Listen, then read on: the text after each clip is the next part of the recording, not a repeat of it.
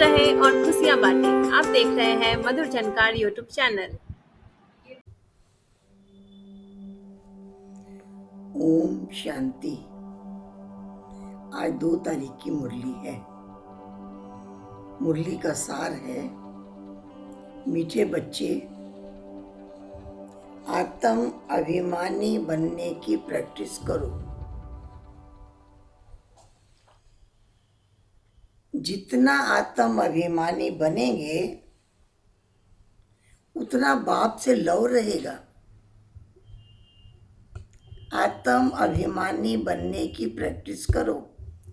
जितना आत्म अभिमानी बनेंगे उतना बाप से लव रहेगा। प्रश्न है, देही अभिमानी बच्चों में कौन सा अकल सहज ही आ जाता है?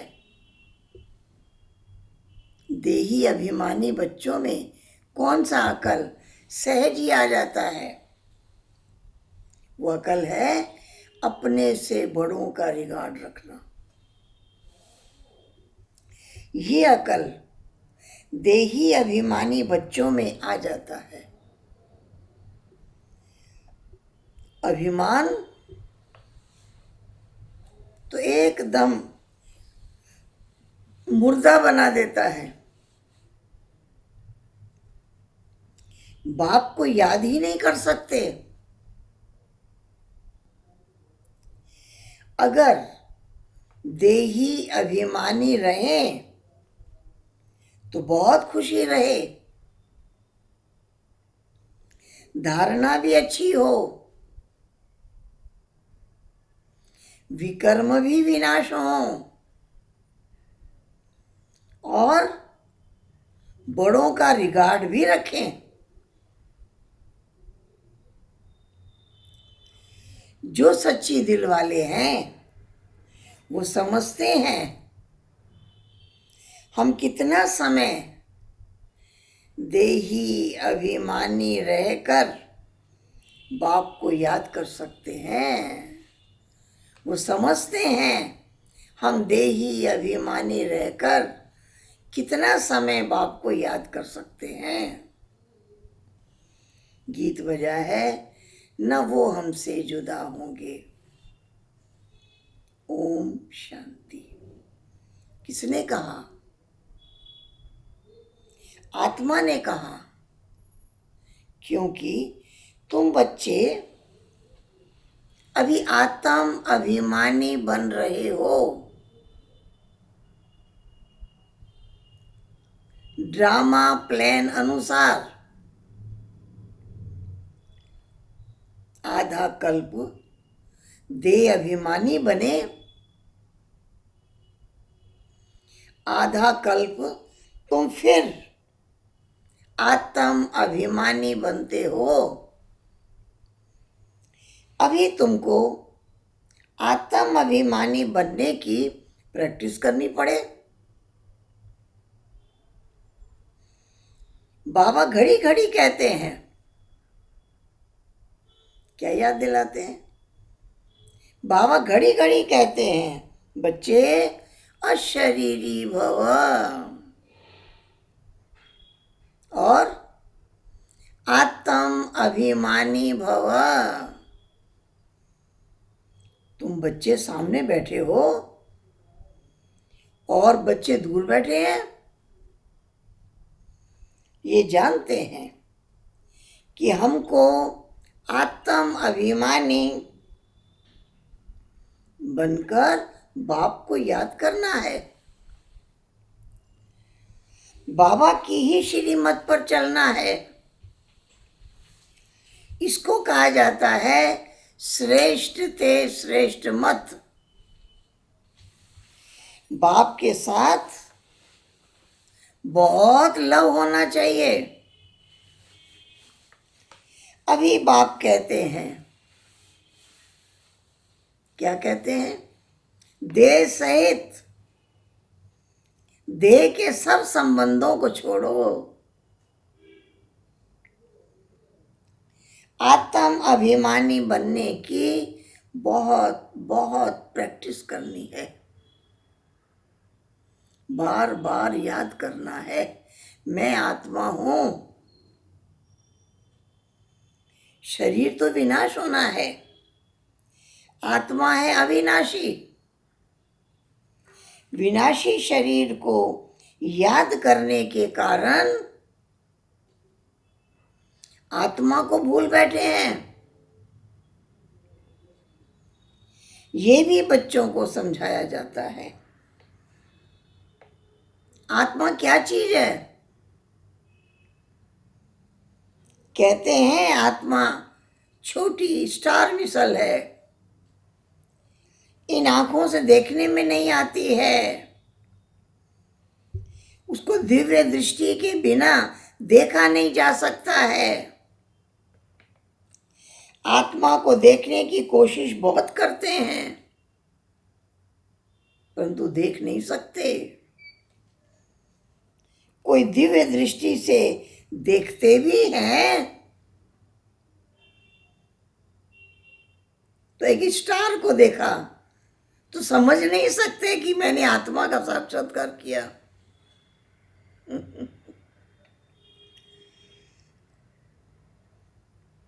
समझ नहीं सकते ये क्या चीज है, बड़ी चीज तो है नहीं। आत्मा बिल्कुल छोटी स्टार मिसल है, कितनी छोटी बिंदु रूप है।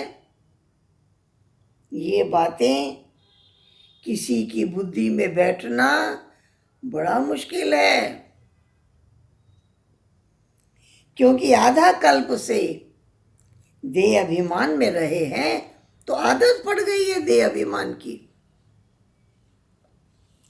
बाप समझाते हैं तुम अपने को आत्मा निश्चय करो। हम आत्मा परम धाम की रहने वाली है। ये शरीर तो यहां लिया है, ये शरीर 5 तत्वों का बना हुआ है, ये जड़ है, मैं आत्मा चेतन हूं। ये शरीर जब तैयार होता है तो आत्मा इसमें प्रवेश करती है। चैतन्य तो आत्मा है, आत्मा सत्य है, चैतन्य है, परम पिता परमात्मा भी सत्य है, चैतन्य है, आनंद स्वरूप है, परमात्मा है। वो कोई बड़ी चीज नहीं है। आत्मा जैसा ही अति सूक्ष्म रूप परमात्मा का है। जैसे इनमें ज्ञान है वैसे तुम्हारी आत्मा में भी ज्ञान है। इतनी छोटी आत्मा में सारा ज्ञान है, वंडर है। परंतु बच्चे घड़ी घड़ी ये बातें भूल जाते हैं, देह अभिमान में आ जाते हैं। अभी तुम आत्माएं इस शरीर द्वारा विश्व का मालिक बनते हो, इतने अच्छे कर्म करना सीखते हो, अर्थात गॉड गॉडेस बनते हो। बाप तो है ही गॉड फादर। भारत में इन लक्ष्मी नारायण को भी गॉड गॉडेस कहते हैं, क्योंकि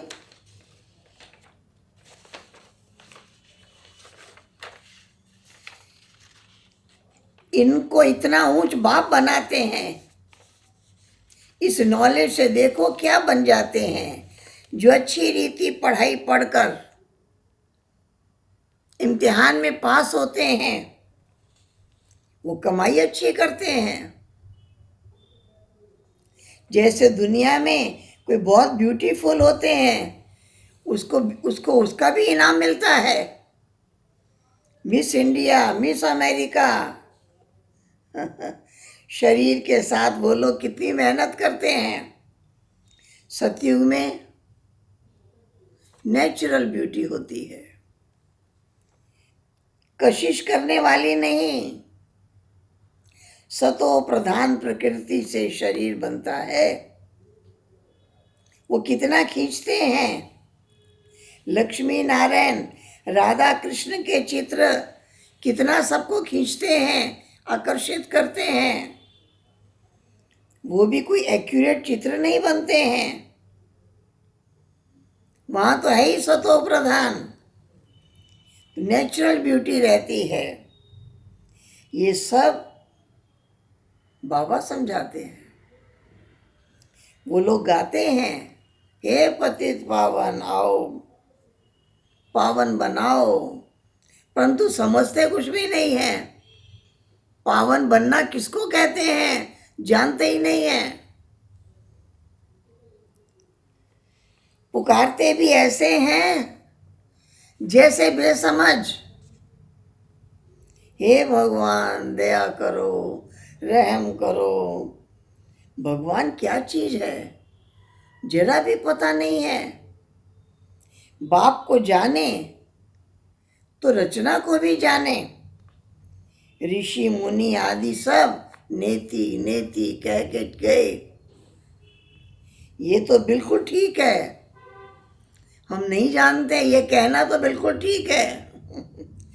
रचता और रचना को कोई जानते नहीं, अगर जान जाए तो विश्व का मालिक बन जाए।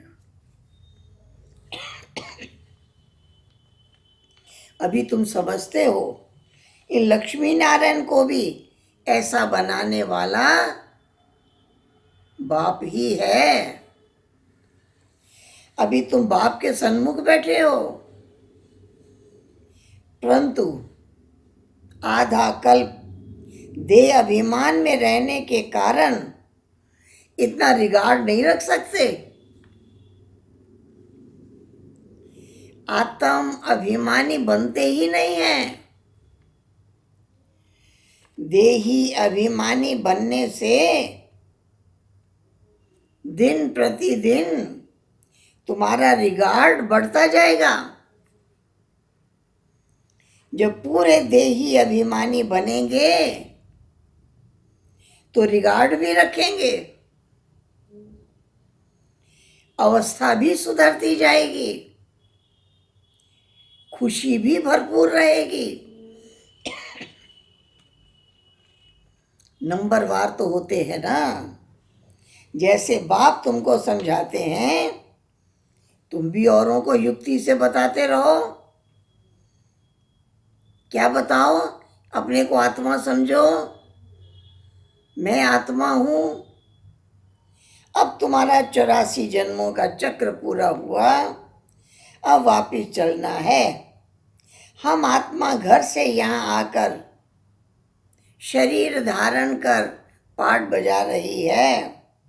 यहाँ कितने जन्म लिए वो भी बुद्धि में नॉलेज है। देही अभिमानी बनने में सारी मेहनत है। घड़ी घड़ी माया देह अभिमानी बना देती है। अभी तुमको माया पर जीत पाकर देही अभिमानी बनना है। एकांत में बैठकर विचार करो, हम आत्मा हैं, अविनाशी है, अमर है।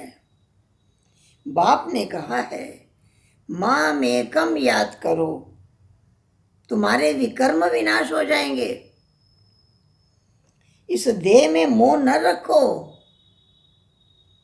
याद रखो मैं आत्मा अविनाशी हूं। हमको भाइयों में भी बुद्धि योग नहीं लगाना है। भाई को भाई से वर्षा थोड़ी मिलेगा, ना कोई की आत्मा को, ना भाई के शरीर को याद करना है। याद एक बाप को करना है, वर्षा भी बाप से ही मिलेगा। हम आत्मा अब अपने घर जाती है, फिर सतयुग में आकर अपना राज्य भाग्य लेगी। वहां आत्म अभिमानी होंगे। यहाँ माया रावण देह अभिमानी बना देती है। अभी तुम फिर आत्म अभिमानी बनने का पुरुषार्थ कर रहे हो। अपना कल्याण करते रहो। यहाँ चित्रों के सामने आके बैठ जाओ। जैसे मिलिट्री को फील्ड में प्रैक्टिस कराई जाती है, अभी तुमको आत्म अभिमानी बन बाबा को याद करने की प्रैक्टिस करनी है। बाप कहते हैं तुम तो मेरे बच्चे हो ना। देह अभिमानी बनने से तुम माया के बन गए हो। बुलाते भी हो, हे पतित पावन, हे ज्ञान के सागर। बाकी तो सब हैं भक्ति के सागर। भक्ति मार्ग का कितना विस्तार है। बाप आते हैं झूठी दुनिया में, सो भी कितने साधारण रूप में बैठे हैं। ड्रामा में नूंद ही ऐसी है। पतित शरीर में बाप आते हैं। लक्ष्मी नारायण के शरीर में थोड़े ही आएंगे। उनको तो राज्य भाग्य मिला हुआ है, उसमें मैं कैसे आऊं? मुझे साधारण रूप में पहचानते नहीं हैं। पुकारते हैं, परंतु ये समझते थोड़े ही हैं कि वो भी जरूर कोई शरीर में आएंगे ना। मेरा रूप तो है निराकार, बिंदु रूप। जरूर प्रजापिता ब्रह्मा के तन में आऊंगा। प्रजापिता तो यहाँ होना चाहिए ना। जरूर पुराना तन होगा। ये ब्रह्मा पुराना और बाजू में विष्णु नया खड़ा है। त्रिमूर्ति के चित्र में ब्रह्मा के बाजू में विष्णु खड़ा है। कितना ज्ञान भरा है त्रिमूर्ति के चित्र में। तुम बच्चे आगे इन देवताओं को बुलाते थे, श्री नारायण की कितनी खातिरी करते थे। वंडर है ना। खुद नारायण को कितना प्यार करते थे। श्री नारायण आया है, इनको खिलाओ पिलाओ। अंदर में समझते हैं अभी हम ये बन रहे हैं। जो बना हुआ है उनकी जरूर खातिरी करेंगे ना। गोया हम अपनी खातिरी करते हैं। बाबा भी कहते थे अपनी खातिरी करते हो। तुम बच्चों ने देखा तो है ना, शुरू शुरू में बाबा ने बहुत साक्षात्कार करवाए, बहुत स्वर्ग के सीनरियां दिखाए। बड़ी वंडरफुल बातें हैं। ये दूसरा कोई समझा नहीं सकता, तुम ही समझ सकते हो। ये तो है ही बिल्कुल नया ज्ञान। बाप कहते हैं मैं फिर से देवी देवता धर्म स्थापन करता हूं। आदि में है देवी देवताओं का राज्य। सत्युग के आरंभ में, मध्य में फिर रावण राज्य शुरू हो जाता है। अभी है अंत समय। अंत में बाप खुद आते हैं। अभी बच्चे तुम आदि मध्य अंत को जान गए हो। अब बाकी थोड़े समय में क्या क्या होने वाला है। विनाश भी जरूर होगा। कहते हैं महाभारत लड़ाई लगी थी, फिर लगेगी। इस समय ये किसी को पता नहीं है। पतित पावन तो एक ही बाप है, वो आया है। तो बाकी कितना समय रहेगा। श्री कृष्ण तो हो नहीं सकता, उसने तो सतयुग में एक जन्म लिया कृष्ण नाम से, फिर नाम रूप बदल गया। कृष्ण की आत्मा जो दूसरा जन्म लेगी उसमें कोई दूसरा नाम होगा, तीसरे जन्म में कोई तीसरा नाम होगा। शरीर की बनावट ही बदल जाती है। बाप ने समझाया है, तुम ही जो पूज्य थे वही पुजारी बनते हो। 84 जन्म कैसे लिए ये भी बाप ने समझाया है। और कहते हैं तुम आधा कल्प देह अभिमान में रहे हो, अब देही अभिमानी बनो। तुम आत्मा हो, बार बार याद करो, मैं तुम्हारा बाप परम पिता परमात्मा हूं, मैं अशरीरी हूं। बच्चों को बैठ अपना परिचय देता हूं। ये तो गाया हुआ है। क्या गाया हुआ है? अतीन्द्रिय सुख पूछना हो तो गोपी वल्लभ के गोप गोपियों से पूछो। ये अंत की बात है। जब इम्तिहान की रिजल्ट नजदीक आती है, जो बच्चे जास्ती सर्विस करते हैं जरूर सबको प्रिय लगेंगे। प्रदर्शनी आदि में भी पहले उनको याद करते हैं, लिखते हैं फलाने को भेजो। इसका मतलब खुद समझते हैं ये हमसे होशियार हैं, परंतु देह अभिमान बहुत है। हमारा बड़ा भाई अथवा बहन है तो फिर रिगार्ड भी करना चाहिए। कभी ऐसे कभी नहीं कहेंगे फलाने हमारे से 100 गुना अच्छे हैं।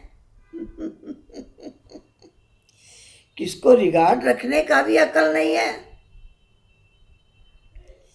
बाप जो समझाते हैं उस पर चलते नहीं तो उनका क्या हाल होगा? देह अभिमान मुर्दा बना देता है। बाप कहते हैं देही अभिमानी बनो। सवेरे सवेरे उठ शिव बाबा को याद करो, वो भी नहीं करते। अच्छे अच्छे महारथी योग में बहुत कम रहते हैं। ज्ञान तो छोटे बच्चे भी समझा सकते हैं, परंतु तोते माफिक हो जाता है। इसमें तो योग में रहे, धारणा भी हो तब खुशी चढ़े। योग बिगर विकर्म विनाश हो नहीं सकते। याद किया जाता है पवित्र चीज को, उनके साथ लव भी बहुत होना चाहिए। घड़ी घड़ी समझाया जाता है मन मना भव। आधा कल्प देह अभिमानी रहे तो देही अभिमानी रहना मुश्किल लगता है, बहुत मेहनत लगती है। कितने वर्ष लग जाते हैं देही अभिमानी बनने में। देही अभिमानी अवस्था बनाने में कितना समय लग जाता है। अपने को छोटी आत्मा समझ, बाप को बिंदु रूप समझ याद करें, इसमें मेहनत है। जो सच्चे होंगे वो अंदर फील करते होंगे हम कितना बाबा को याद करते हैं, जरूर समझते होंगे। ये प्रैक्टिस बहुत डिफिकल्ट है। 21 जन्मों के लिए स्वर्ग की बादशाही पाना कम बात है क्या? 21 जन्म राजा महाराजा बनना कम बात है क्या? तुम समझते हो हम छोटी आत्मा, उसमें 84 जन्मों का पार्ट लूंधा हुआ है। आत्मा मुख्य एक्टर बनती है, आत्मा ही सब कुछ बनती है। परंतु देह अभिमान के कारण आत्म अभिमान गुम हो गया है। सबसे मुख्य प्रैक्टिस यही करनी है। यही भारत का प्राचीन योग भी मशहूर है, यही गीता है। सिर्फ उसमें नाम निराकार के बदले देहधारी देवता का लिख दिया है। बाप कहते हैं जिसने बहुत भक्ति शुरू से लेकर अंत तक की है वही नंबर 1 ऊपर जाएंगे। तुमने भी बहुत भक्ति की है तो तुम बच्चों को कितनी खुशी रहनी चाहिए कि हमको बाप मिला है, भगवान मिला है। भगवान बाप खुद हमको बैठ के पढ़ा रहे हैं और इस पढ़ाई से हम विश्व का मालिक बन रहे हैं। कितनी खुशी होनी चाहिए। अब बाबा की मत पर जरूर चलना चाहिए। बाप जो डायरेक्शन देते हैं, अगर कुछ उल्टा भी हो गया तो बाबा आप पे उल्टा कर देंगे, राय देंगे, फिर जिम्मेवार भी बाबा है। घड़ी घड़ी शिव बाबा याद पड़ता रहेगा। इसलिए ये बाबा भी सदा कहते हैं याद रखो तुमको शिव बाबा सुनाते हैं, हम भी सुनते हैं। ये डायरेक्शन देने वाला शिव बाबा है, हम उनके डायरेक्शन पर चलते हैं। तुम भी उनको याद करते हो, ये भी उनको याद करते हैं। देह का अभिमान छोड़ दो। तुम कोई जौहरी दादा के पास थोड़ी आए हो, तुम तो शिव बाबा के पास आए हो। ज्ञान सागर तो वो है ना, तुम आए हो शिव बाबा से ज्ञान अमृत पीने। अभी भी ज्ञान अमृत पीते रहते हो। रोज रोज ज्ञान सागर बाबा सुनाते रहते हैं, उनको ही याद करना है। बाप ऐसे नहीं कहते कि भक्ति छोड़ दो।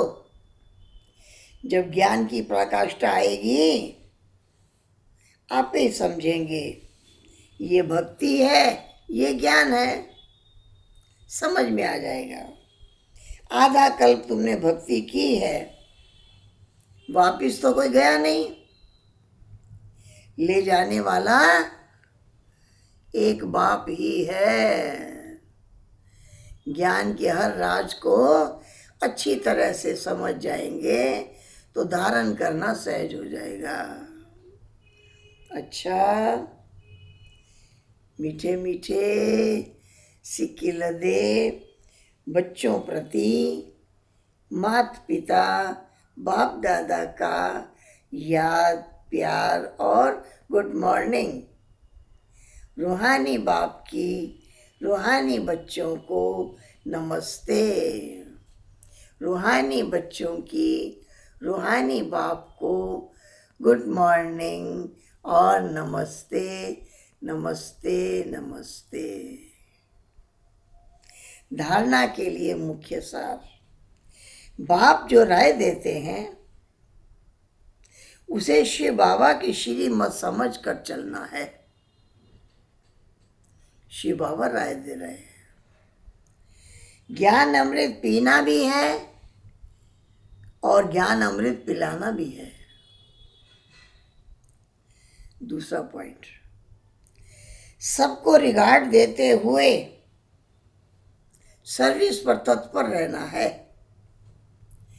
देह अभिमान छोड़ देही अभिमानी रहने की प्रैक्टिस करनी है। वरदान, बालक और मालिकपन के बैलेंस द्वारा युक्ति युक्त चलने वाले सफलता मूर्त भव। जितना हो सके सर्विस के संबंध में बालकपन, अपने पुरुषार्थ की स्थिति में मालिकपन, संपर्क और सर्विस में कैसे संपर्क रखें, कैसे सर्विस करें, उसमें बालक बन जाए, बालकपन, याद की यात्रा और ज्ञान का मंथन करने में मालिकपन, साथियों और संगठन में बालकपन, हरे को रिगार्ड देने वाले, हरे की बात मानने वाले, साथियों और संगठन में बालकपन और व्यक्तिगत में मालिकपन, इस बैलेंस से चलना ही युक्ति युक्त चलना है। इससे सहज ही हर कार्य में सफलता प्राप्त होती है, स्थिति एक रस रहती है, सहज ही सर्व के स्नेही बन जाते हैं। स्लोगन, सोचना और करना समान हो, सोचना और करना समान हो, तब कहेंगे विल पावर वाली शक्तिशाली आत्मा, तब कहेंगे विल पावर वाली शक्तिशाली आत्मा। सोचना और करना समान हो तो। ओम शांति, ओम शांति, ओम शांति।